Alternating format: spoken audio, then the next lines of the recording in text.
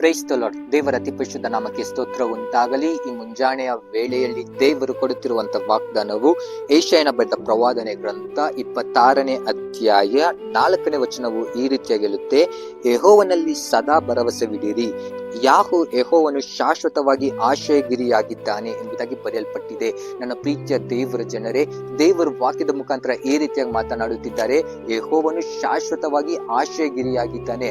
ಆದ ಕಾರಣ ಯೆಹೋವನಲ್ಲಿ ನೀವು ಸದಾಕಾಲ ನೀವು ಭರವಸೆವಿಡಿರಿ, ಆತನ ಮೇಲೆ ನಂಬಿಕೆ ಇಡಿರಿ ಎಂಬುದಾಗಿ ಈ ಲೋಕದ ಜನರಲ್ಲಿ ನಾವು ನೋಡುವಾಗ ಅನೇಕ ಜನರ ಮೇಲೆ ನಾವು ನಂಬಿಕೆ ಇಟ್ಟಿದ್ದೇವೆ, ಅನೇಕ ಜನರ ಮೇಲೆ ನಾವು ಭರವಸೆ ಇಟ್ಟಿದ್ದೇವೆ. ಆದ್ರೆ ನಾವು ನೋಡುವಾಗ ಅವರು ಅದನ್ನು ಬ್ರೇಕ್ ಮಾಡಿದ್ದಾರೆ. ನಮ್ಮ ಜೊತೆ ಸದಾಕಾಲ ಇಲ್ಲ, ನಮ್ಗೆ ಆಶ್ರಯಗಿರಿಯಾಗಿ ಇಲ್ಲಿಯವರೆಗೂ ಇಲ್ಲ, ನಾನು ನಿನ್ ಜೊತೆ ಇದ್ದೇನೆ, ನಾನು ನಿನ್ನನ್ನು ಬಿಟ್ಟು ಹೋಗಲ್ಲ ಅಂತ ಅನೇಕ ಜನರು ನಿಮ್ಮಲ್ಲಿ ಹೇಳಿರಬಹುದು. ಆದ್ರೆ ಈಗಿನ ದಿನದಲ್ಲಿ ನೀವು ನೋಡುವಾಗ ಆ ಜನರು ನಿಮ್ಮ ಜೊತೆಲಿ ಇದ್ದಾರ? ನೀವು ಯೋಚನೆ ಮಾಡಿ ನೋಡಿ. ಅನೇಕ ಜನರು ಹೇಳಿರಬಹುದು, ಆದ್ರೆ ಈ ದಿನದಲ್ಲಿ ಇದ್ದಾರ?